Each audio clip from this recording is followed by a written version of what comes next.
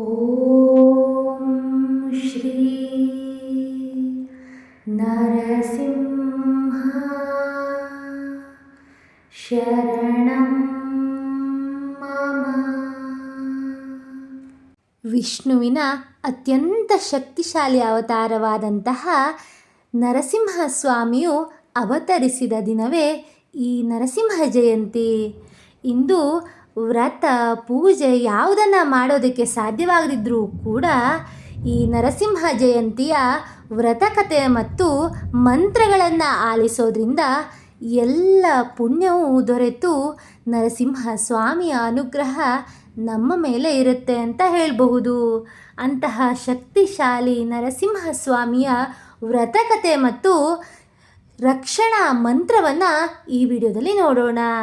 Skip ಮಾಡದೆ ಪೂರ್ತಿಯಾಗಿ ಕತೆ ಮತ್ತು ಮಂತ್ರಗಳನ್ನು ಆಲಿಸಿ ನೀವು ಕೂಡ ಭಕ್ತಿಯಿಂದ ದೇವರ ಕೃಪೆಗೆ ಪಾತ್ರರಾಗಿ. ಸಬ್ಸ್ಕ್ರೈಬ್ ಮಾಡದೆ ನನ್ನ ಚಾನಲ್ನ ನೋಡ್ತಾ ಇದ್ದರೆ ದಯವಿಟ್ಟು ಸಬ್ಸ್ಕ್ರೈಬ್ ಮಾಡಿಕೊಂಡು ಇಂತಹ ಹಲವಾರು ಧಾರ್ಮಿಕ ಕಥೆಗಳು ಮತ್ತು ಮಂತ್ರಗಳಿಗಾಗಿ ನನ್ನ ಚಾನಲ್ನ ಫಾಲೋ ಮಾಡೋದನ್ನು ಮರಿಬೇಡಿ. ಈಗ ತಡ ಮಾಡದೆ ಕಥೆಯನ್ನು ಶುರು ಮಾಡೋಣ.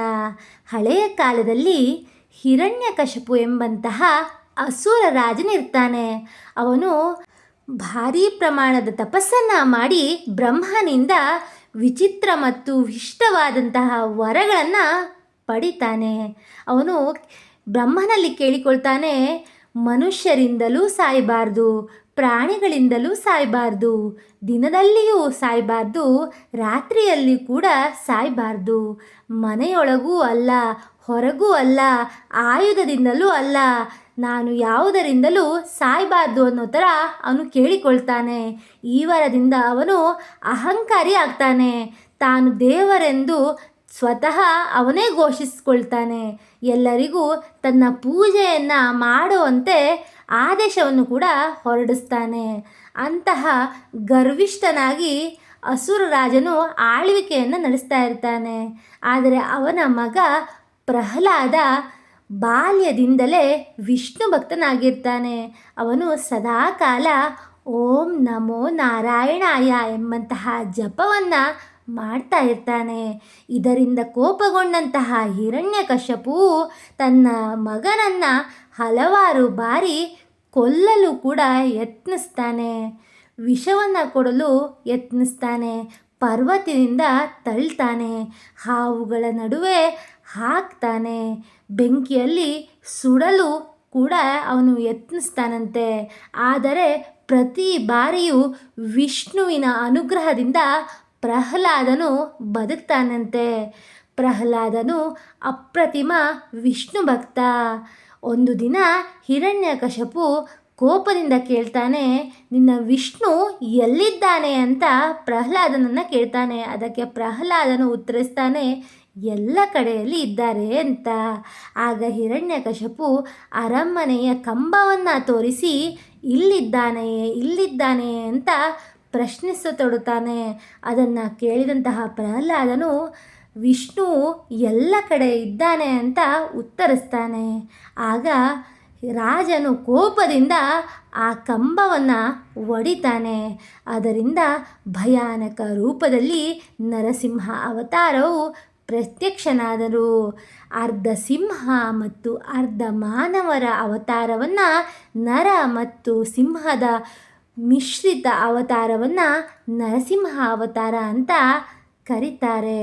ನರಸಿಂಹ ದೇವರು ಹಿರಣ್ಯಕಶಿಪುವನ್ನು ದಿನದಲ್ಲಿಯೂ ಅಲ್ಲ, ರಾತ್ರಿಯಲ್ಲಿಯೂ ಅಲ್ಲ, ಸಾಯಂಕಾಲದ ಸಮಯದಲ್ಲಿ ಸಂಹರಿಸ್ತಾನೆ. ಅರಮನೆಯ ಒಳಗೂ ಅಲ್ಲ ಹೊರಗೂ ಅಲ್ಲ, ಬಾಗಿಲ ಮೆಟ್ಟಿಲಿನಲ್ಲಿ, ಭೂಮಿಯಲ್ಲೂ ಅಲ್ಲ ಆಕಾಶದಲ್ಲೂ ಅಲ್ಲ, ತಮ್ಮ ಮಡಿಲಿನಲ್ಲಿ ಕುಳ್ಳಿರಿಸಿ ಸಂಹರಿಸ್ತಾರೆ ಅಂತ ಹೇಳಲಾಗುತ್ತೆ. ಆಯುಧಗಳನ್ನು ಉಪಯೋಗಿಸದೆ ನಖಗಳಿಂದ ಹಿರಣ್ಯಕಶಿಪುವನ್ನು ನರಸಿಂಹಸ್ವಾಮಿಯು ಸೋಲಿಸಿ ಸಂಹಾರವನ್ನು ಮಾಡ್ತಾನೆ. ಇದರಿಂದ ಬ್ರಹ್ಮನ ವರಕ್ಕೆ ಯಾವುದೇ ಧಕ್ಕೆ ಬರೋದಿಲ್ಲ. ನ್ಯಾಯಯುತವಾಗಿ ನರಸಿಂಹಸ್ವಾಮಿಯು ಹಿರಣ್ಯಕಶಿಪುವನ್ನು ಸಂಹಾರ ಮಾಡ್ತಾನೆ. ಇದರಿಂದ ನಮಗೆ ತಿಳಿಯೋದೇನೆಂದರೆ ಭಕ್ತಿ ಮತ್ತು ಸತ್ಯ ಸದಾ ಗೆಲ್ಲುತ್ತೆ ಅಂತ. ದೇವರು ತಮ್ಮ ಭಕ್ತರನ್ನು ಯಾವಾಗಲೂ ರಕ್ಷಣೆ ಮಾಡೇ ಮಾಡ್ತಾರೆ. ಅಹಂಕಾರದಿಂದ ಯಾವುದೂ ಒಳ್ಳೆಯ ರೀತಿಯಲ್ಲಿ ಸಾಗೋದಿಲ್ಲ. ಅಹಂಕಾರದಿಂದ ಕೆಟ್ಟದ್ದೇ ಆಗುತ್ತೆ. ಹಾಗಾಗಿ ಅಹಂಕಾರವನ್ನು ಬಿಟ್ಟು ದೇವರ ಮೊರೆಯನ್ನು ಹೋಗಬೇಕು. ಭಕ್ತಿ ಮತ್ತು ಸದಾಕಾಲ ಸತ್ಯದಿಂದ ಜೀವನ ಮಾಡಬೇಕು ಅಂತ. ಈ ಕಥೆಯನ್ನು ಕೇಳೋದು ಮತ್ತು ಓದೋದು, ಇನ್ನೊಬ್ಬರಿಗೆ ತಿಳಿಸಿ ಹೇಳೋದ್ರಿಂದ ಈ ವಿಷ್ಣು ಜಯಂತಿ ಅಂದರೆ ನರಸಿಂಹ ಜಯಂತಿಯ ದಿನದಲ್ಲಿ ಅತ್ಯಂತ ಪುಣ್ಯಕರ ಅಂತ ನಂಬಲಾಗುತ್ತೆ. ವ್ರತವನ್ನು ಮಾಡೋದಕ್ಕೆ ಸಾಧ್ಯವಾಗದಿದ್ದರೂ ಕೂಡ ಈ ಅದ್ಭುತ ಕಥೆಯನ್ನು ಭಕ್ತಿಪೂರ್ವಕವಾಗಿ ಕೇಳಿಸಿಕೊಂಡು ನಂತರ ಮಂತ್ರದ ಪಾರಾಯಣವನ್ನು ಮಾಡೋದ್ರಿಂದ ನರಸಿಂಹ ಸ್ವಾಮಿಯ ಸಂಪೂರ್ಣ ಅನುಗ್ರಹ ನಮ್ಮ ಮೇಲೆ ಬೀರುತ್ತಂತೆ. ಹಾಗಾಗಿ ಈಗ ಕಥೆಯನ್ನು ಕೇಳಿ ಆಯಿತು, ಮಂತ್ರವನ್ನು ಕೂಡ ಭಕ್ತಿಯಿಂದ ಆಲಿಸೋಣ. ಈ ಮಂತ್ರವನ್ನು ಕೇಳೋದ್ರಿಂದಲೇ ಎಲ್ಲ ಸೌಭಾಗ್ಯಗಳು ನಮ್ಮಲ್ಲಿ ಬರುತ್ತಂತೆ. ನರಸಿಂಹ ಸ್ವಾಮಿಯಲ್ಲಿ ಶರಣಾಗುವಂತಹ ಮಂತ್ರ ಇದಾಗಿದೆ. ಓಂ ಶ್ರೀ ನರಸಿಂಹ ಶರಣಂ ಮಮ. ಓಂ ಶ್ರೀ ನರಸಿಂಹ ಶರಣಂ ಮಮ. ಓಂ ನರಸಿಂಹ ಶರಣಂ ಮಮ. ಓಂ ಶ್ರೀ ನರಸಿಂಹ ಶರಣಂ ಮಮ. ಓಂ ಶ್ರೀ ನರಸಿಂಹ ಶರಣಂ ಮಮ. ಓಂ ಶ್ರೀ ನರಸಿಂಹ ಶರಣಂ ಮಮ.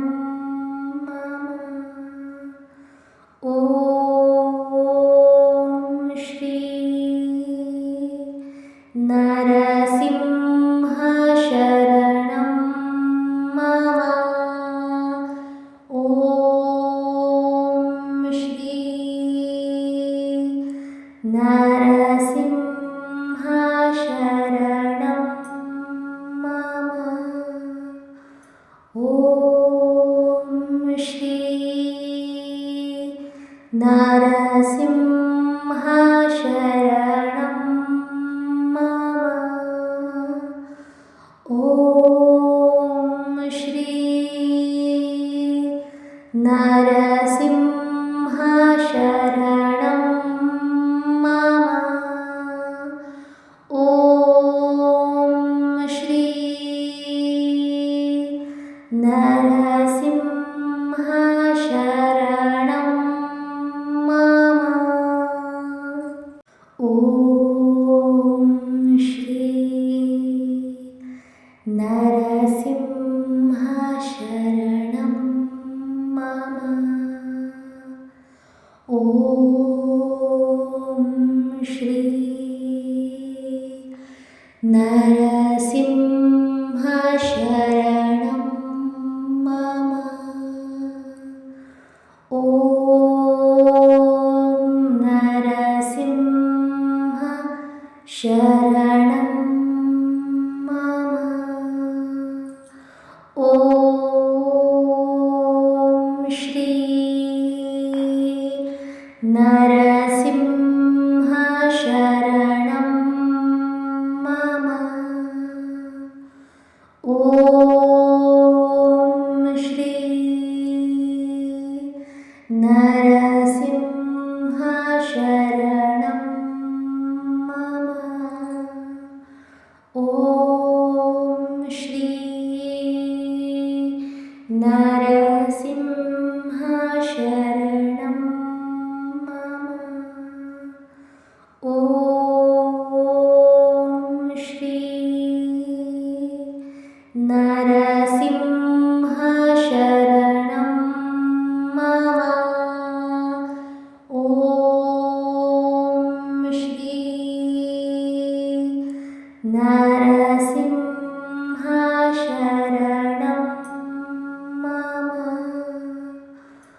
ॐ श्री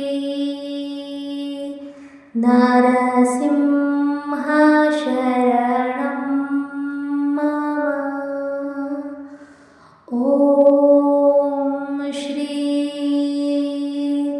नरसिंह शरणं मम। ॐ श्री नरसिंह शरणं मम। ॐ श्री नरसिंह शरणं मम। ॐ श्री नरसिंह शरणं मम। ॐ नरसिंह शरणं मम। ॐ श्री नरसिंह शरणं मम। ॐ श्री नरसिंह शरणं मम। ॐ श्री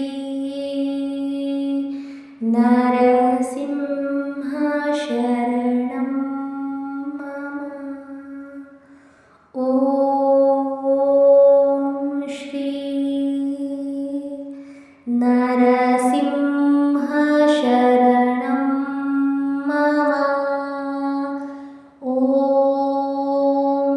श्री नरसिंह शरणं मम। ॐ श्री नरसिंह शरणं मम। ॐ श्री नरसिंह शरणं मम। ॐ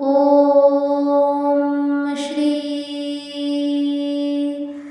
नरसिंह शरणं मम। ॐ श्री नरसिंह शरणं मम। ॐ श्री नरसिंह शरणं मम। ॐ नरसिंह शरणं मम। ॐ श्री नरसिंह शरणं मम। ॐ श्री नरसिंह शरणं मम। ॐ श्री नरसिंह शरणं मम। ॐ श्री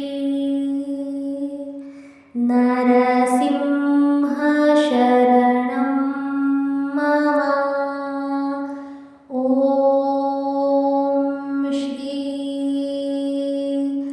नरसिंह शरणं मम।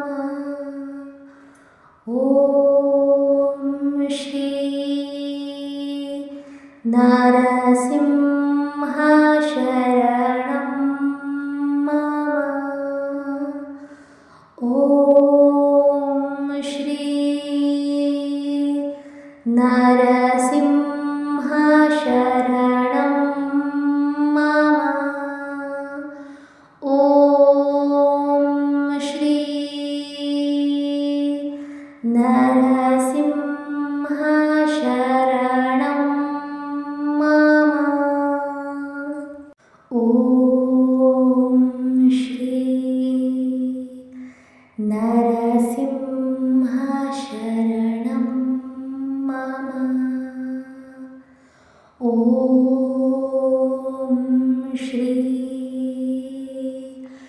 नरसिंह शरणं मम।